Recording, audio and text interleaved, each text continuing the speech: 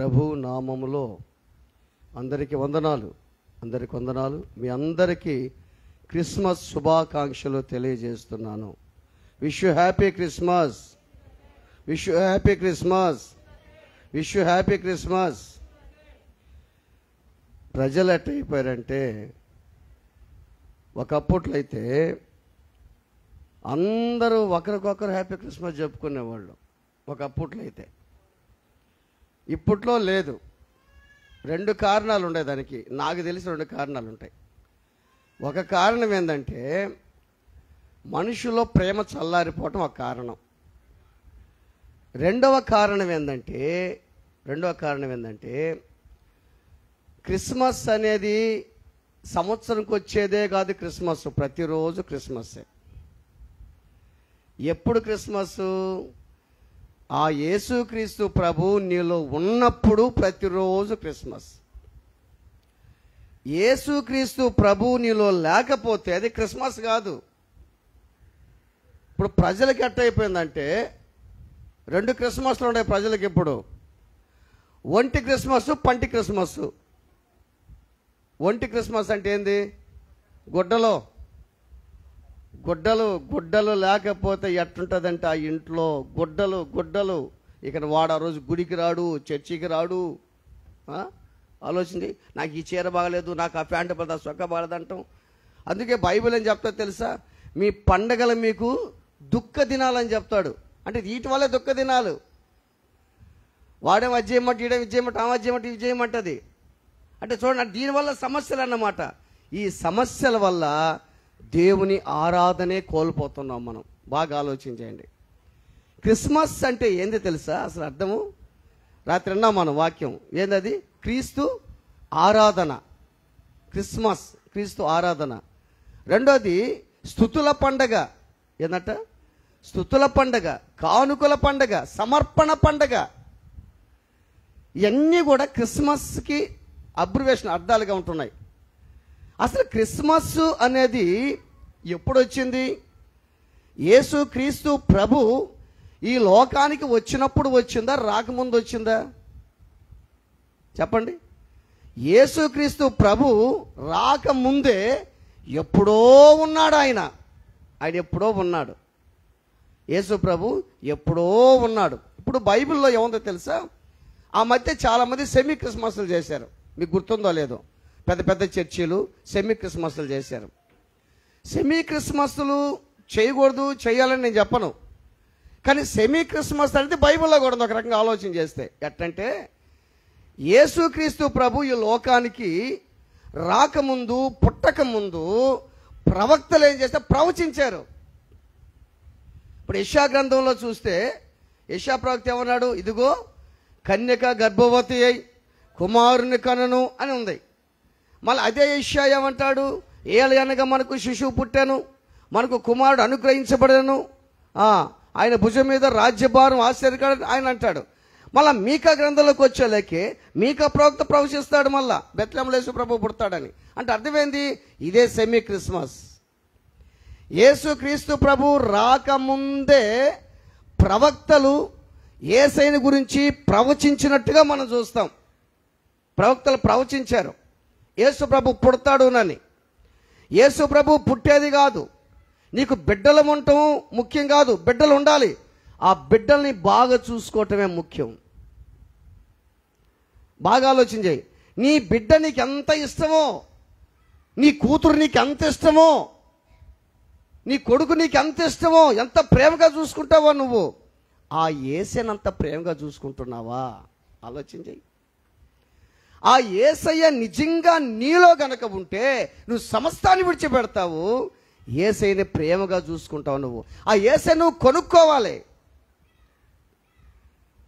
మంచి విలువైనటువంటి అత్తరుతోటి మగ్దలేని మరియ యేసు ప్రభుని కొనుక్కున్నది.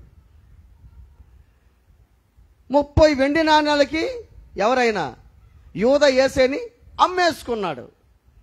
ఈరోజు ఆలోచన చేయాలి. క్రిస్మస్ అంటే అర్థమైంది తెలుసా? అమ్ముకుంటున్నావా, కొనుక్కుంటున్నావా? చాలా అబ్రివేషన్లు ఉన్నాయి క్రిస్మస్ అంటే. నువ్వు అమ్ముకుంటున్నావా యేసయ్యని, కొనుక్కుంటున్నావా? ఎట్ట అమ్ముకుంటున్నావు? చెడు మాటలకి, చెడు చూపులకి, చెడు ఆలోచనలకి, చెడు కోరికలకి అమ్మేసుకుంటున్నావేమో. కష్టమైన, నష్టమైన, బాధైన, హింసైన, ఇరుకైన, ఇబ్బంది అయినా సరే యేసుని కొనుక్కుంటున్నావా? ఆలోచించాయి. ఒక ప్రాంతంలో ఒక మంచి అధికారి ఉన్నాడు. ఆ మంచి అధికారి చాలా ప్రేమ కలిగినోడు, భక్తిపరుడు. నా అనేవారు అతనికి ఎవ్వరు కూడా లేరు. అతని దగ్గర 3 పరిచారకులు నమ్మకమైన వారు ఉన్నారు. 3 పరిచారకులు నమ్మకమైన వారు ఉన్నారు. ఆయన ఏం చేశాడంటే, ఆయన చనిపోతాడనగా ఒక డైరీ రాసి పెట్టాడు. డైరీ రాసి పెట్టి ఏం చేశాడంటే, నా పరిచారకులారా, నేను చనిపోయిన తరువాత ఈ డైరీ ఓపెన్ చేయండి అని చెప్పాడు. ఆ 3కి కావలసినంత ఆస్తి ఇచ్చేశాడు. ఆ 3 కూడా ఆ డైరీలో ఏముంది, ఏమి రాశాడు అనే మాటలు వాళ్ళకి పడదు. ఆయన రాసి పెట్టాడు, అప్పుడు చూద్దాం అనే సిద్ధాంతం వాళ్ళది. ఎందుకంటే అంత మంచి నమ్మకమైనటువంటి వ్యక్తులు ఆ 3. అయితే ఒక రోజున జరిగిన విషయం ఏంటంటే, ఆయన ఉన్నట్టుండి సడన్గా చనిపోవటం జరిగింది.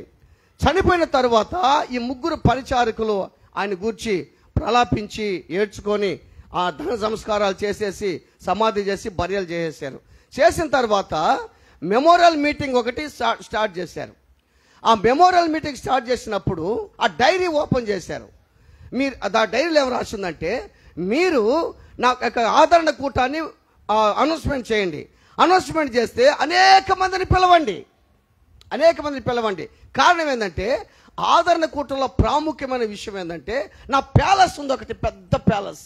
ఆ ప్యాలెస్ అట్టుంటుందంటే కళ్ళు చెదిరిపోతాయి ఆ ఇల్లులు. ఆ ప్యాలెస్ ఉంది. ఈ ప్యాలెస్ ఎలా వేస్తామని చెప్పండి అని దాంట్లో డైరీలో రాసి పెట్టింది.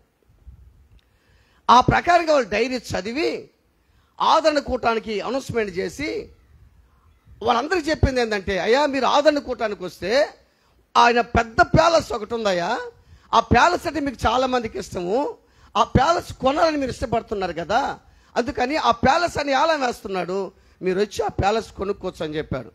చాలామంది వచ్చేస్తారు, చాలామంది తండోపతండాలుగా వచ్చేస్తారు ప్యాలెస్ కోసం. వచ్చిన తర్వాత దాంట్లో ఏం రాసిందంటే, ఆ ఆదరణ కూటం అయిపోయిన తర్వాత ఒక్కొక్కరు ఆదరణ కూటం కాదు, వాళ్ళకి కావాల్సింది ప్యాలెస్, బంగ్లా కావాలి వాళ్ళకి. దాంట్లో ఏం రాసింది తెలుసా, నెక్స్ట్ పేజీ తిప్పు అని రాసింది. నెక్స్ట్ పేజీ తిప్పిన తర్వాత నా ప్యాలెస్ కొనే ముందు నా బొమ్మను కొనాలి అని రాసి పెట్టింది. సేమ్ ఆయన లాగానే ఒక బొమ్మ, ఆయన లాగానే పింగాణితో ఒక మంచి బొమ్మను చేసి అక్కడ పెట్టారు. ఏంటంటే, నా ప్యాలెస్ కొనే ముందు నా బొమ్మను కొనాలి, బొమ్మ ఏలం పాటేయండి అని చెప్పాడు. ఆ బొమ్మ ఏలం పాటేస్తున్నారు. వాళ్ళు చెప్పిన మాట ఏంటంటే, ఆ పరిచారకులు 3 సహోదరులారా, మా అధికారి చెప్పిన మాట ఏంటంటే, మీరు ప్యాలెస్ కొనే ముందు ఈ బొమ్మను కొనాలి. ఈ బొమ్మను కొన్న తర్వాత ఆ ప్యాలెస్ వేలం పట్టేస్తారు, అప్పుడు మీరు కొనుక్కోవచ్చు అని అంటే ఒక్కరు కూడా ముందుకు రాలేదు. వాళ్ళకి ఏం కావాలి? వాళ్ళకి బొమ్మ ఎందుకు, వాళ్ళకి ఏసు ఎందుకు, వాళ్ళకి కావాల్సిందండి ఆశీర్వాదాలు. ఫ్యాక్టరీలు రావాలి, వెహికల్స్ రావాలి, డబ్బు రావాలి, హోదా రావాలి, అందరికంటే నేనే బాగుండాలి, పొలాలు రావాలి, ప్లాట్లు రావాలి, నా భార్య బాగుండాలి, నా భర్తే బాగుండాలి, నా బిడ్డలే బాగుండాలి, ఎవరు బాగుండకూడదు.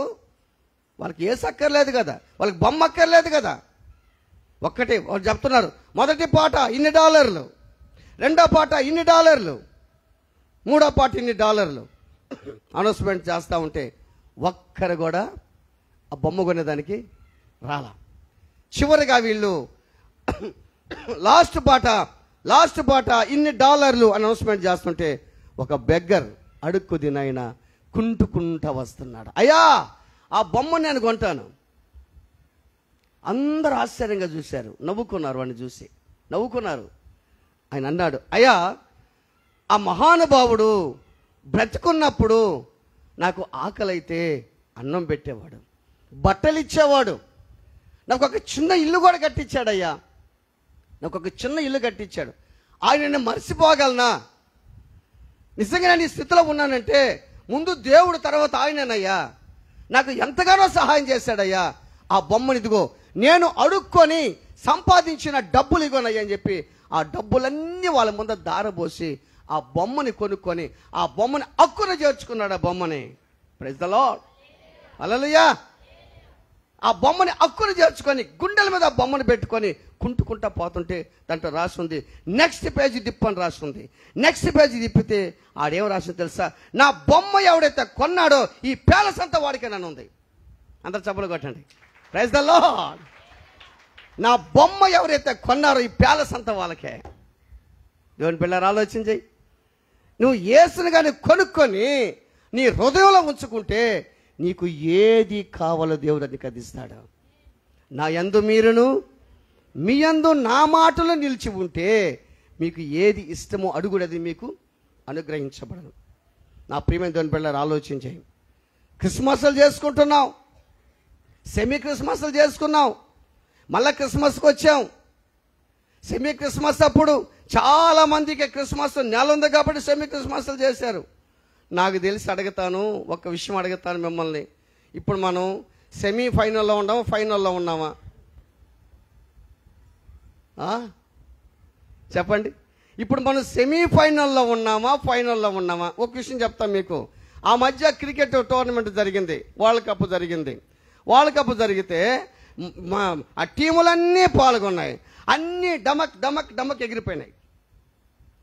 కొన్ని మాత్రం సెమీఫైనల్కి ఎలిజిబుల్ అయినాయి. కొన్ని మన ఇండియా మాత్రం అసలు తిరుగు లేకుండా వెళ్ళిపోతుంది. మన ఇండియా తిరుగులేదు, ఏదైనా చక్రం తిరుగు లేకుండా వెళ్ళిపోతుంది. ఈ ఆస్ట్రేలియా టీం ఎట్లుందంటే పట్టము లేయటము ఓడిపోవటం గెలవటం వచ్చింది. లాస్ట్ సెమీఫైనల్ కూడా కొట్టేసింది ఇండియా, అది కూడా కొట్టేసింది, అన్నీ వెళ్ళిపోయినాయి. లాస్ట్ ఫైనల్ ఏమైపోయింది? డమక్. అంటే కొంతమంది ఏమనుకుంటారంటే మాకేమి, మేము బాప్తిసం తీసుకుని మాకు తిరుగులే, ఇంకా మేము భక్తి పనులు మాకు తిరుగులే, ఇంకా మాకు అంతా తెలుసు వాక్యం తిరుగులే, మేము ప్రార్థనా పనులు తిరుగులే, ఎప్పటి నుంచో క్రైస్తవులు మేము తిరుగులే. కొంతమందిలా భయంతో వణుకుతో సొంత రక్షణ కొనసాగిస్తారు. అయ్యో మా పరిస్థితి ఏంది, పడిపోతావేమో మా పరిస్థితిని అనుకుంటూ వస్తారు. అటువంటి వారే ఫైనల్లోకి వెళ్తారు. ప్రైజ్ ద లార్డ్, హల్లెలూయా. ఇప్పుడు నాకు తెలిసి ఇప్పుడు మనందరం ఇప్పుడు సెమీఫైనల్లో ఉన్నాం. ఈ సెమీఫైనల్లో పోరాడుతూ ఉన్నాం. దేంతో పోరాడుతున్నాం? ఎక్కడ పోరాడుతున్నాం అమ్మా? చెప్పండి. కుటుంబంలో పోరాడుతున్నాం, సమస్యలు పక్కన వాళ్ళతో ఏళ్ళతో పోరాడుతున్నాం. ఇప్పుడు బ్రహ్మాండంగా కూర్చోన్నాం, బయటికి వెళ్తే అంతమందితో పోరాడుతుంటాం తెలుసు మనకే. ఇప్పుడు మాత్రం హ్యాపీగా కూర్చుంటున్నాం. బయటికి కానీ వెళ్తే ఒక మాట అన్నాడు అనుకో, ఇక చూసుకో, ఒక మాట అంటే ఇక చూసుకో ఎట్ట పోరాడతామో. ఒకసారి బండి వేసుకోబోతున్నాను నేను, బండి వేసుకోపోతే ఇద్దరు మాట్లాడుకుంటా ఉండరు. నాకు కొన్ని ఇంట్రెస్ట్ ఏంటుంటాయి. నేను టక్కన ఆపే బండి అక్కడ, నేను ఇద్దరు అరుచుకుంటా ఉంటారు. వారి ఊరు తెలియదు, నయం తెలియదు, వాళ్ళకి తెలియదు. అరుచుకుంటా ఉంటే ఒక అక్క అన్నది, ఏమనుకుంటుండావో నువ్వు అని అన్నది. ఇంకొక అక్కని ఏమని అన్నది. ఈ అక్కని పై తీసి ఇట్టు కట్టింది అక్క. ఆ అక్క ఇట్టు కట్టింది.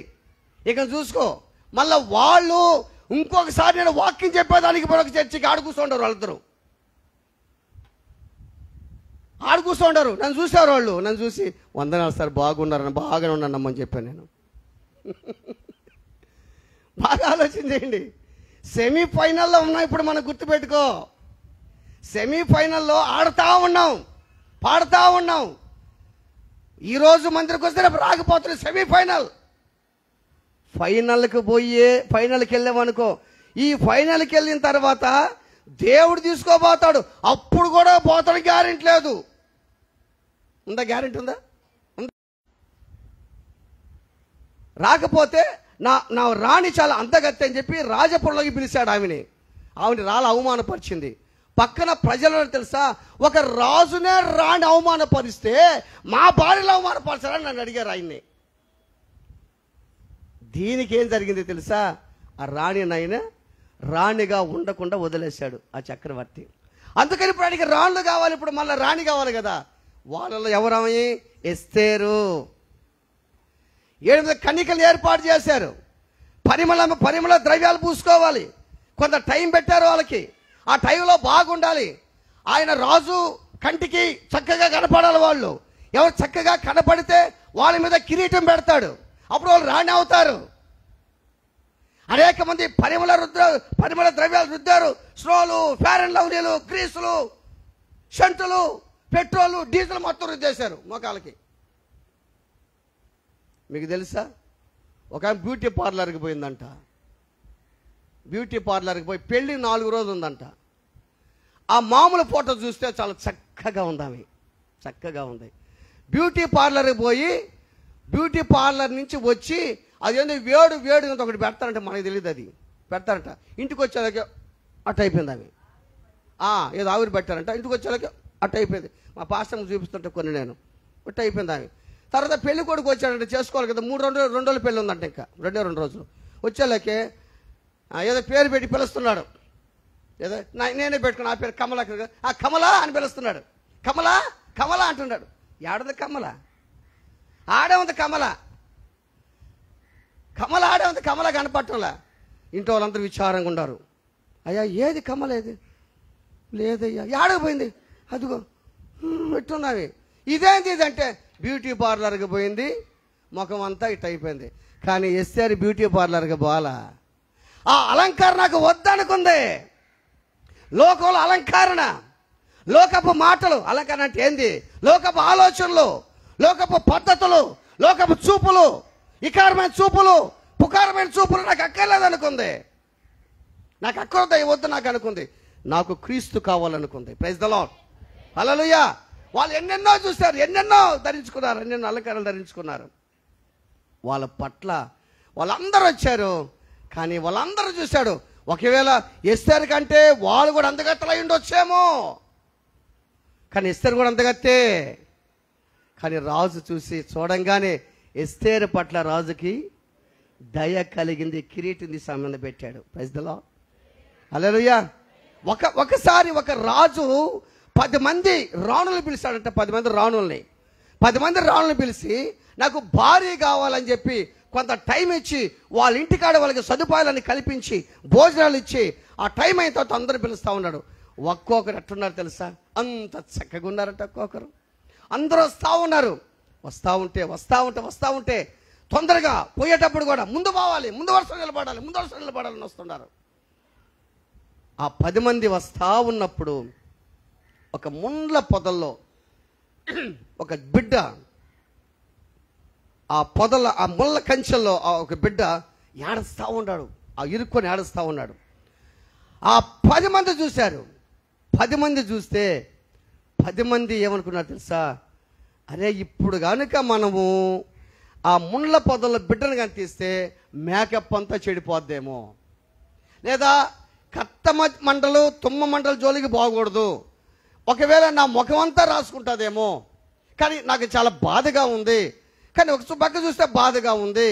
అయితే నేను మళ్ళీ ఈ విధంగా చేస్తే మళ్ళీ నాకు టైం అయిపోద్దేమో, రాజు నన్ను మెచ్చుకోడేమో, నా మేకప్ చెదిరిపోద్దేమోనని 9 మంది వెళ్ళిపోతే ఒక్క అమ్మాయి మాత్రం లోపలికి వెళ్ళి ఆ ముండ్ల పొదలుంటే బిడ్డను తీసుకుంటే ముఖమంతా కోసుకుంది. ఆ ముళ్ళన్నీ ముఖమంతా, తలంతా చెడిపోయింది, చిరజినిగిపోయింది. ఆ బిడ్డను తీసుకొని పక్కన అప్పుడు తల్లి ఎత్తుక్కుంటూ వస్తుంది. ఏదో తోడలేదో తినకుండా ఆడ పడేసి వెళ్ళిపోయిందంట.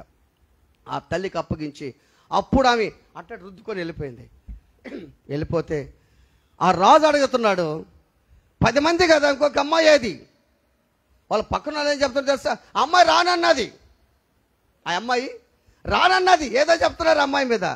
వెంటనే అమ్మాయి వచ్చింది. ఆ అమ్మాయి ఎప్పుడైతే వచ్చేలాకే అంత చెదిరిపోయింది, ముఖం అంతా చెదిరిపోయింది. ఇప్పుడు రాజు ఏం చేసేది తెలుసా, ఆ కిరీటం తీసి ఆ అమ్మాయి ముందే పెట్టాడంట. Praise the lord, praise the lord, praise the lord. నువ్వు ఈ లోకములో నీకు ఎట్టుంటుంది, నువ్వు రాణిగా రాజు ఎట్ట మారుతావు తెలుసా, ఎట్ట మరియమ్మ గర్భాన్ని పుట్టాడు తెలుసా, కన్యకలు ఎట్టుండారు, ఈ కన్యక ఎట్టుంది, బాగా ఆలోచన చేయి. ఈ కిరీటం ఎత్తి ఆమె మీద పెట్టి ఆమెను రాణిగా చేసుకున్నాడు. బాగా ఆలోచన చేయి. యేసుక్రీస్తు ప్రభు ఏం చేశాడు తెలుసా, నీవు అగ్నిలో ఉన్నప్పుడు, ముళ్ళ కంచెల్లో ఉన్నప్పుడు, పొదల్లో ఉన్నప్పుడు, సమస్యల్లో సతమతం అవుతున్నప్పుడు యేసు ప్రభు నీ కోసం వస్తే నిన్ను తీసుకుంటే ఆయన ముఖం అంతా గాయాలే, ఆయన చేతులు గాయాలి, ఆయన కాళ్ళు గాయాలి, పెక్కలో పల్లెపోటు, తల ముళ్ళ కిరీటం పెట్టుకున్నాడు, అంతా గాయాలి ఆయనకి. కారణమే తెలుసా? నీ కోసమే. Praise the lord. Hallelujah, hallelujah. నీ కోసమే యేసుక్రీస్తు ప్రభు ఆయన సిలువలో మరణించాడు. ఇది క్రిస్మస్ అంటే. ఆలోచించండి. ఎంతో మంది బాగా ఆలోచించండి. ఎంతో మంది ఆ కన్యకల ఆ రోజుల్లో నా గర్భాన పుడతాడని చెప్పి అనేక మంది ఎదురు చూశారంట. కానీ ఎవరిని ఎన్నుకున్నాడు దేవుడు? కన్య అయినటువంటి. బాగా ఆలోచించి, ఏంది అసలు ఈ స్త్రీకి నాకు తేడా ఏంది? బాగా ఆలోచించండి. ఈ స్త్రీకి నాకు తేడా ఏంది? ఈ కన్యకి నాకు తేడా ఏంది? ఈ యవనస్తుడికి నాకు తేడా ఏంది? నేను ఎలా ఉన్నాను, వాడు ఎలా ఉన్నాడు? ఆలోచించాయి. Praise the lord. నేను ఎలా ఉంటున్నాను? ఎలా ఉంటేనే దేవునికి ఇంపైన సువాసనగా ఉంటాను. నేను ఎలా ఉంటే దేవునికి నమ్మకంగా ఉంటాను. నేను ఎలా ఉంటే బిడ్డలుగా అంటాను. నేను దేవుని బిడ్డలారా ఆలోచించాయి. నా ప్రియమైన అక్కలారా, చెల్లెల్లారా, మీరు నూతనమైనటువంటి మంచి పసి బిడ్డల కనాలి. మీరు ఏ బిడ్డల్ని? ఆత్మీయమైన బిడ్డలను. Praise the lord. నా ప్రియమైన యవనస్తులారా, మీరు మంచి బిడ్డలు మీరు కనాలి. అపోస్తలుడైన పౌలు అంటాడు, నా బంధకంలో కన్నా నా కుమారుడు ఒనేసిమని అంటాడు ఫిలెమోను పత్రికలో. నా బంధకంలో కన్నా ఒనేసిము నా కుమారుడు అని అంటాడు. బంధకాల్లో కన్నాడు, కష్టాల్లో కన్నాడు, బాధల్లో కన్నాడు, వ్యాధుల్లో, ఇరుకుల్లో, ఇబ్బందుల్లో, సమస్యల్లో కన్నాడు అపోస్తలుడైన పౌలు. నువ్వు కంటుండావా ఈ రోజున? ఆలోచించేయి. ఎట్టుంటే కంటావు నువ్వు? పరిశుద్ధంగా ఉంటేనే. నువ్వు పరిశుద్ధంగా ఉండి దేవుని మాటలు చెప్తే పక్కనోడు వింటాడు. నువ్వు అపరిశుద్ధంగా ఉండి దేవుని మాటలు చెప్తే పక్కనోడు ఎవరు కూడా వినరు. అపోస్తలుడైన పేతురు పెంతెకోస్తు దినాన ఏం చేశాడు? ఆయన ప్రసంగం చేశాడు. ఎంతమంది మారారు? 3000 మంది. ఏం జరిగింది అక్కడ? వాక్యం చెప్తుంటే హృదయంలో నొచ్చుకున్నారు. అంటే పొడవబడి వాక్యం పొడిసిందంట. జుడ్డోస్పేటలో వాక్యం చెప్తుంటే ఒక అబ్బాయి ప్రార్థన చేశాడు, ప్రభువా నీ సేవకుడు చెప్పే వాక్యం మమ్మల్ని పొడవాలని చెప్పి ప్రార్థన చేస్తున్నాడు. నేను అనుకున్నా, నువ్వు పొడవాలని చేస్తున్నావు నాయన. కొంతమంది బోడిస్తాను, నన్ను బోడిసాడు కావాలని అంటున్నారా నాయన? సేవకుడిని నా గురించే చెప్పాడు అంటున్నారా నాయన అని అనుకున్న మనసులో నేను. లేదు ప్రభువా, మా సేవకుడి ద్వారా నువ్వు చెప్పే మాటలు మమ్మల్ని పొడవాలా, హృదయంలో నొచ్చుకోవాలి. హృదయంలో పొడవబడి, అయ్యలారా మేము ఏం చేయాలయ్యా? ఇప్పుడు ఏం చేయాలి? మీరు మారు మనసు పొందండి, బాప్తిసం పొందండి. పేతురు చెప్పాడు, మీరు మారు మనసు పొందండి, మేమేం చేయాలి ఇప్పుడు అని వాళ్ళు అన్నారే. ఈరోజు కానీ వాక్యం పడుస్తుంటే నన్నే పొడిచాడు, నిన్నే పొడిచాడు, వాళ్ళనే పొడిచాడు. వాక్యం అందరినీ పొడుస్తుంది. వాక్యం నన్ను పొడుస్తుంది, చెప్పేవాడిని పొడుస్తుంది. వాక్యం ఏంది? 2 అంచుల అది. గుర్తుపెట్టుకోండి, బాగా గుర్తుపెట్టుకో. నువ్వు అనుకోవచ్చు వాక్యం చెప్తే ఆయన కూడా పొడుస్తుంది అనుకోవచ్చు. నీకు కూడా 2 అంచుల ఖడ్గం ఉంది నీ నోటిలో. దేవుని మాటలు ఉన్నప్పుడు నువ్వు చెప్పేటప్పుడు జాగ్రత్తగా ఉండు. ఒక మనిషి నువ్వు కనాలంటే, ఒక బిడ్డని కనాలంటే నువ్వు పరిశుద్ధంగా జీవించాలి. ఒక ఆత్మీయ కుమార్తెని కనాలంటే నువ్వు పరిశుద్ధంగా జీవించాలి. నువ్వు పరిశుద్ధంగా జీవించకపోతే నిన్ను చూసి ఎవరు మారుతారయ్యా? ఎవరు మారుతారు నిన్ను చూసి? ఒక్కరు కూడా మారరు నిన్ను చూసి. గుర్తుపెట్టుకో, ఒక్కరు కూడా మారరు. మారు మనసు లేనిదే మార్చలేరు పరులను. మారు మనసు లేనిదే పరలోక రాజ్యంలో చేరలేం. గుర్తుపెట్టుకోండి, మారు మనసు లేనిదే పరలోక రాజ్యంలో చేరలేవు. నీలో మారు మనసు ఉంటే నువ్వు చెప్తే, మాటలు చెప్తే అందరూ మారిపోతారు. చూడండి మత్తయి సువార్త ఒకసారి చూడండి. మత్తయి సువార్త 1వ అధ్యాయము 21వ వాక్యం. ఆమె యొక్క కుమారుని కనును.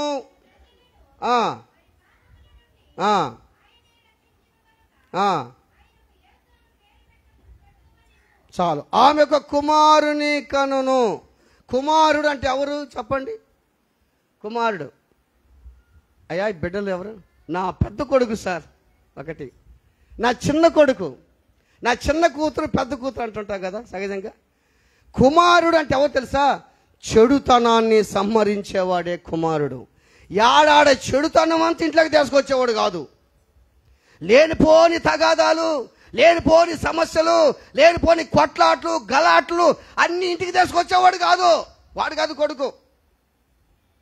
తల్లి తండ్రికి విధేయుడుగా జీవించేవాడే కుమారుడు. 30 సంవత్సరాలు యేసుక్రీస్తు ప్రభు తల్లిదండ్రులకి అణిగి మెణిగి జీవించాడు. జీవించాడా లేదా? జీవించాడా? చెప్పండి, జీవించాడా లేదా? ఎన్ని సంవత్సరాలు సేవ చేశాడు ఆయన? 3.5 సంవత్సరం సేవ చేశాడు. 33 సంవత్సరం బతికాడు. 3.5 సంవత్సరం సేవ చేస్తే ఎంతో మంది మారిపోయారు యేసు ప్రభుని చూసి. చివరికి ఎంతమంది తేలేరు? 120 మంది తేలేరు పెంతెకొస్తు నాన్న. నోవాహు 120 సంవత్సరాలు పడవ కట్టాడు, ఒక్కని కూడా మారలా. చెప్తా ఉన్నాడు, చెప్తాడు. ఎగతాళి అయిపోయింది ఈ రోజుల్లో. ఆలోచించాయి. సేవకుడు అంటే ఎగతాళి, విశ్వాసులు అంటే ఎగతాళి, దేవుడు అంటే ఎగతాళి, దేవుని మాట అంటే ఎగతాళి. అసలు క్రైస్తవ జీవితం అంటే ఏంది? యేసు ప్రభు చెప్పే మాటలేంది? నిన్ను వల్ల నీ పొరుగాడు ప్రేమించమన్నాడు, పొరుగోడు సొత్తు ఆశించొద్దన్నాడు, పొరుగోడు భార్యతో నీకేం పని అన్నాడు, వాడిని ఈ విధంగా చేయబాకన్నాడు, మంచిగా జీవించన్నాడు, నీ సొత్తు నువ్వు తిను ఇద్దరికి పెట్టానన్నాడు. మంచి కార్యాలుగా చేస్తా సేపటికి పక్కనోడు గురించి, వాడి గురించి, ఆ అక్క గురించి, ఈ అన్న గురించి నీకెందుకయ్యా? నేను ఒక మాట చెప్పాను మీకు, బంధకాల గురించి చెప్పాను కదా పోయిన వారం. వాడు ఏ పరిస్థితుల్లో ఉన్నాడు? అసలు వాడిని నువ్వు ప్రేమిస్తున్నావా? వాడు భయంకరమైనటువంటి రోగాలతో ఇంట్లో నలిగిపోతుంటే పేరుకు మాత్రం పెదలతో అయ్యో పాపం అంటావు, బయటకు చూడక అట్నే కావాలంటావు. నువ్వు వాడిని ప్రేమించాలంటే అర్థమేం తెలుసా? ఆ యొక్క శ్రమ నీకున్నట్టుగా నువ్వు భావించాలి. అది అప్పుడు వాళ్ళు ప్రేమించగలవు నువ్వు. అయ్యో అయ్యో అయ్యో. చూసావు? కుమారుడు ఎవరంటే? కుమారుడు అంటే ఎవరని చెప్పాను?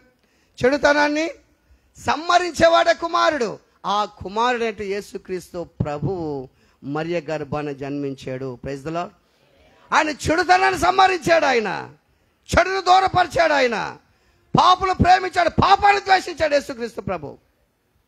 ఏలీకి 2 కొడుకులు ఉన్నారు బైబిల్లో, తెలుసు కదా మీకు. ఎవరు వాళ్ళు? హోప్నే, ఫినెహాసు. ఏం చేశారు వాళ్ళు? ఏం చేశారు? మందిరికి వచ్చారు విశ్వాసాలతోటి, వాళ్ళతోటి వీళ్ళతోటి లేని పోని సమస్యలు, చెడుగా ప్రవర్తించారు వాళ్ళు. అందుకే దేవుడు చూశాడు చూశాడు చూశాడు, ఎన్నోసార్లు చెప్పాడు ఏలీ కూడా. కానీ ఏలీ కూడా పైగా గద్దించలేకపోయినాడు వాళ్ళని. ఇప్పుడు పిల్లకాయలే తండ్రులు గద్దిస్తున్నారు. ఇప్పుడు అలవాటు అయిపోయింది. ఏంటంటే చిన్నప్పటి నుంచి పెంచుకునేది అలవాటు. తంతాను వీడి మాట భలే ఉంటాయి, వీడి మాటల కొడతా, అబ్బా వీడి మాటలు అంత బాగుంటాయి, వాడు రేపు కొడతాడు మనల్ని. ఆలోచించు. ఇప్పుడు పిల్లలే తల్లిదండ్రులు శాసిస్తున్నారు. ఇప్పుడు అట్టే అట్టే. ఒకప్పుడు పిల్లలు పడిపోతుంటే తండ్రులు హక్కున తీసుకొని ఆ బిడ్డలకి కాలు ఇరిగినా, చెయ్యి ఇరిగినా, జ్వరం వచ్చినా, కడుపు నొప్పి వచ్చినా రాత్రుల్లో తీసుకెళ్ళేది హాస్పిటల్కి. అవి పిల్లలకి జ్ఞాపకం ఉండవు, చాలామందికి జ్ఞాపకం ఉండవు. దేవుని బిడ్డలారా, నీ తల్లిదండ్రిని సన్మానించు, తల్లిదండ్రికి విధేయుడిగా జీవించు, పెద్దలకు లోబడు. గుర్తుపెట్టుకో, నీ తల్లి ఎటువంటిదైనా సరే, నీ తండ్రి ఎటువంటి, తండ్రికి ప్రేమించు నువ్వు, తండ్రికి లోబడి నువ్వు, తల్లికి ప్రేమించు నువ్వు దీర్ఘాయుష్మంతుడు అవుతావు. ఎదుటోడు తప్పులు చూడబాకు, ఎదుటోడు మంచితనం చూడు. ఒక మనిషిలో 10 తప్పులుంటే ఏదో ఒక మంచితనం ఉంటుంది, దాన్ని బట్టి దేవుడు కాపాడుతుంటాడు. అది మీకు తెలియట్లే అసలు. కుమారుడు అంటే ఎవరంట? ఎవరు? చెడుతనాన్ని సంహరించేవాడే కుమారుడు. చెడుతనాన్ని సంహరించాడు కుమారుడు. మీకు ఒక వాక్యం బాగా తెలుసు. ఏమన్నాడు దేవుడు? ఈయనే నా ప్రియ కుమారుడు, ఈయనందు నేను. ఇప్పుడు నీకు బిడ్డలు ఉన్నారనుకో, నీకు బిడ్డలు ఉన్నారు, ఇద్దరు బిడ్డలు ఉన్నారు, లేదా ఒక బిడ్డ ఉన్నాడు. నీ మాట వినకపోతుంటే నీవు ఎంత నలిగిపోతావు. కొడుకు అని చెప్పేదాని గోడ నువ్వు బాధపడతావు, కూతురు అని చెప్పేదానికి కూడా బాధపడతావు. ఎందుకంటే నిన్ను అంత హింస పెడుతున్నాడు. కానీ పరమ తండ్రి ఏమంటాడు యేసయ్యను చూసి, ఈయన నా ప్రియ కుమారుడు, ఈయనందు నేను ఆనందిస్తున్నాను. ఒకప్పట్లో నేను లోకంలో తిరిగేటప్పుడు మా బంధువులు, ఈడు మా బంధువు, మా అన్న కొడుకు, మా మామ కొడుకు, మా పెదనాడి కొడుకు అని చెప్పేదానికి అసహించుకున్నారు వాళ్ళు నన్ను. కారణం నేను మంచివాడిని కాదు కదా, నేను చెడ్డోడిని. సహజమేది. ఆ చెడ్డోడి దేవుడు మంచోడుగా చేశాడు. Praise the lord. ఎవరిని కూడా వాడు చెడ్డోడు నీచోడు ముద్ర ఇవ్వకండి, వాడిని ప్రేమించండి, వాడు చెడ్డోడు, వాడు మంచోడు, ఆ మనిషి పనికి మళ్ళీ అనబోతు నువ్వు. అటువంటి పాపపు స్త్రీ యేసయ్య దగ్గరకు వస్తే వాళ్ళు ఏం చేశారు? బోధకుడా, ఈమె తప్పు చేసింది, రాళ్ళతో కొట్టి చంపేయాలన్నాడు. యేసయ్య ఏం చేశాడు? నేల మీద ఏం రాశాడు? ఏదో రాయిచుండాను నేల మీద. ఏం రాశాడమ్మా? అమ్మ వాక్యం వింటున్నారు మీరు? నేల మీద ఏదో రాశాడు.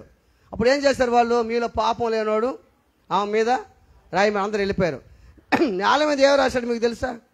ఏం రాశాడు చెప్పండి? కొత్త నిబంధనలో రాశాడు, పాత నిబంధనలో రాశాడు. ఏలుతో ఏంది? 10 కమాండ్మెంట్స్, 10 ఆజ్ఞలు. Praise the lord. హల్లెలూయా. కుమారుడు చెడుతనాన్ని సంహరించేవాడే కుమారుడు. చూడండి, ఈయన నా ప్రియ కుమారుడు, ఈయనందు నేను ఆనందిస్తున్నాను. తర్వాత ఇక్కడ రెండో వాక్యం చూద్దాం. ఆమె ఒక కుమారుని కనును, తన ప్రజలను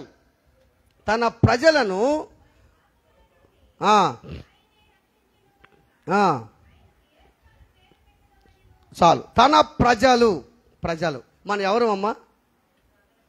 ఆయన ప్రజలము, ఆయన మేపు గొర్రెలము. అసలు మందిరంకి ఎందుకు రావాలి మనం? నూరో కీర్తన చూడండి, నూరో కీర్తన సార్ చదవండి. నూరో కీర్తన. సమస్త దేశములారా చేయుడి,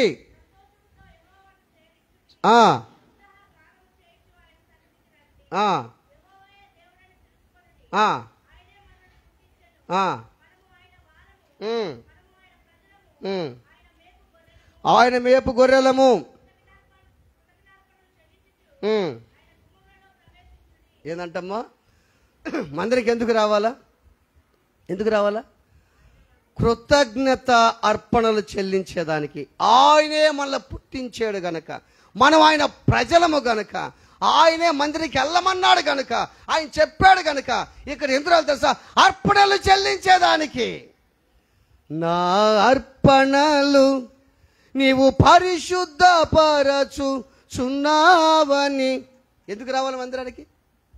అర్పణలు అర్పించేదానికి, చెల్లించేదానికి. నువ్వు నా పట్ల చేసిన మేలుకై నీకు స్తోత్రాలయ్యా.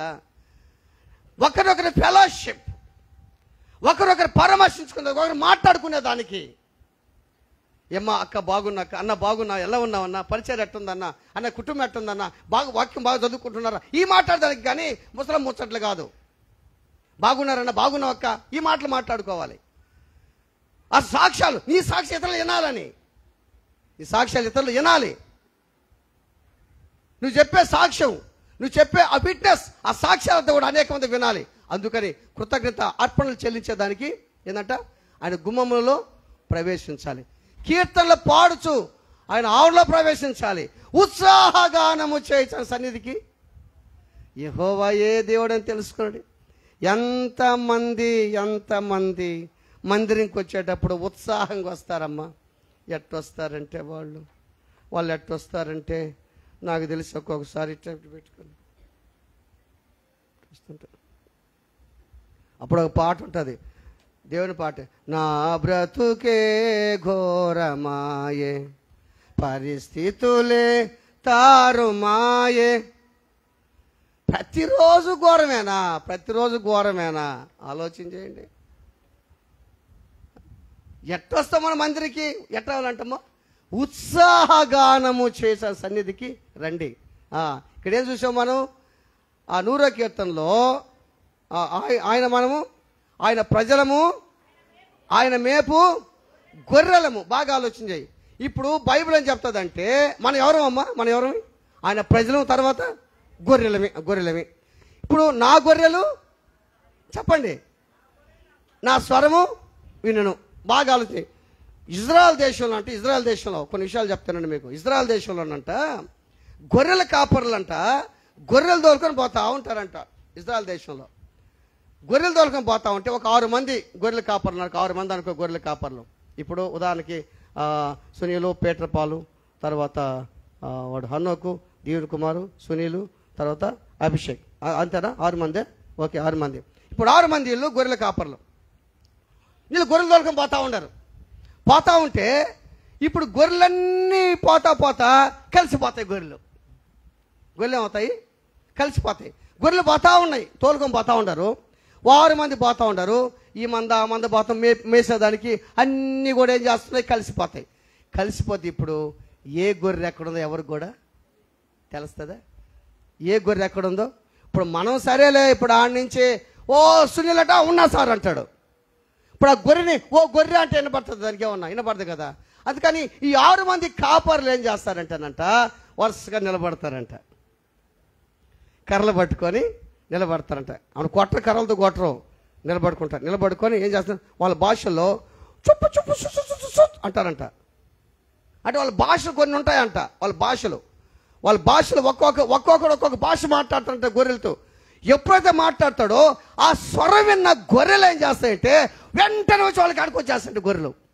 ఒకసారి చెప్పలు కొట్టండి. ప్రైజ్లా. నా గొర్రెలు నా స్వరం వినను. ఆయన స్వరం ఎప్పుడైతే వింటాయో వాళ్ళ స్వరాలు, ఆ గొర్రెలంట వాళ్ళు వెనక్కి వచ్చి నిలబడతాయంట గొర్రెలు. నా గొర్రెలే నా స్వరము వినును, నా గొర్రెలే నన్ను ఎరుగనని నా ఆశ్రయమిచ్చినావా, నా సేదనే తీర్చినావా. నా గొర్రెలు నా స్వరము వినను. ఇప్పుడు వినాలి కదమ్మా స్వరం. గొర్రెలు వినాలా లేదా? ఇప్పుడు ఏం చెప్తుంది కాపరి? గొర్రెలారా నా స్వరం వినబడుతుందా? వినబడుతుంది కానీ ఊళ్ళో దాకా పోవాలయ్యా. అమ్మ నేను చర్చికి పిలిచాను కదా ఆదివారం పూట, ఇప్పుడు రాలేను కాపరి గారు. కొంతమందికి వినబడదు. ఇప్పుడు ఉదాహరణకి రేపు బేస్తవారం ఉపవాస ప్రార్థనకమ్మా చెప్పాను నేను, కాపరి చెప్పాడు, కాపరి స్వరం పడుతుంది. ఆ రోజు ఆడకన్నా పోయాము అనుకో, ఆ రోజు నేను లేను పాస్టర్ గారు చెప్పి ఎన్ని రోజులైందమ్మా? ఆలోచించే. నా గొర్రెలు నా స్వరమే విను, నేను వాటి ఎరుగుదును. అది నువ్వు కానీ వింటే నిన్ను ఎరుగుతాడు దేవుడు. 2 విషయాలు చెప్పాను మీకు ఇప్పుడు నేను. ఒక కుమారుని గనును, రెండోది మనము ఆయన ప్రజలము, ఆయన మేపు గొర్రెలము. రెండోది మత్తయి సువార్త కొద్దామల చివరి చెప్పి ముగిచేస్తా, అయిపోయింది, నాకు టైం అయిపోయింది. 1:21 కనును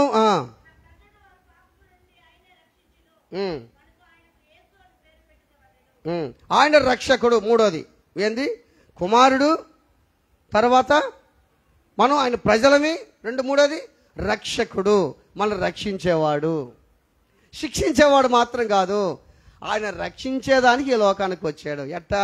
నశించిన దానిని వెదకి రక్షించడకు మనుష్య కుమారుడిగా ఈ లోకానికి వచ్చాడు. ఆయన రక్షకుడు కానీ ఈ లోకానికి వచ్చాడు. ఆయన రక్షించి, ఒకసారి మీకు వాక్యం కూడా చెప్పా, చాలా మందికి బాడీ గార్డులు ఉంటారు కదా. మనకి బాడీ గార్డు ఉండరు. మనకి ఎవరు? మన బాడీ గార్డు యేసయ్య. దేవదూతలు పెట్టాడు మన బాడీ గార్డులుగా దేవుడు. అనేక మంది బాడీ గార్డులు ఉంటారు, కానీ ఆ బాడీ గార్డులు కూడా వాళ్ళు కాపాడలేరు. కానీ మనల్ని కాపాడేది నిన్ను నన్ను ఎవరు? ఆయన కునుకడు, ఇశ్రాయేలుని కాపాడువాడు కునుకడు, నిద్రపోయే దేవుడు కాదు ఆయన. ఆయన కళ్ళు మూస్తే మనం ఎట్టు వెళ్ళిపోతామో. ఆయన రక్షించేవాడు, ఆయన శిక్షించేవాడు కాదు. ఆయన రక్షించేదానికి ఇందిరాగాంధీ పక్కన 3 బాడీ గార్డులు ఉండారు. 3 బాడీ గార్డులు ఏం చేశారు? వాళ్ళే చంపేశారు ఆయన. ఏది? రక్షించే వాళ్ళే చంపేశారు. ఆలోచించాయి. చాలా మంది దగ్గర బాడీ గార్డులు ఉన్నారు, అయినా వాళ్ళకి భయమే. కానీ మనకు మాత్రం భయం ఉండదు. మన బాడీ గార్డు దేవుడే. Praise the lord. సో చిన్న ఒక వాక్యత ముగిచ్చేద్దాం. కీర్తనలు 91:10-12. కీర్తనలు 91:10-12. నీకు అపాయమేమీ రాదు,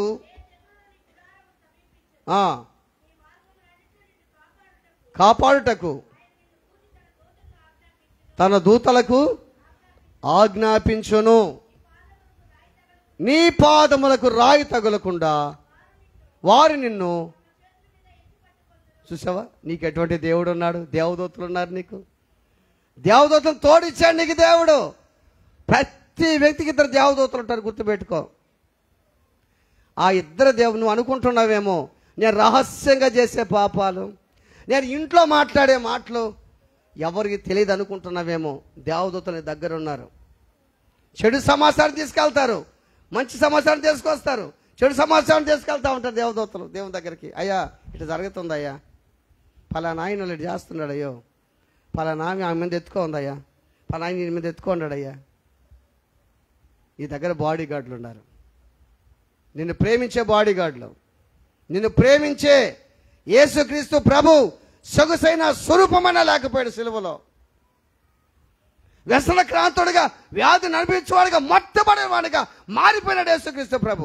వదకు తేబడిన గొర్రె పిల్ల వలె మౌనంగా అయిపోయాడు.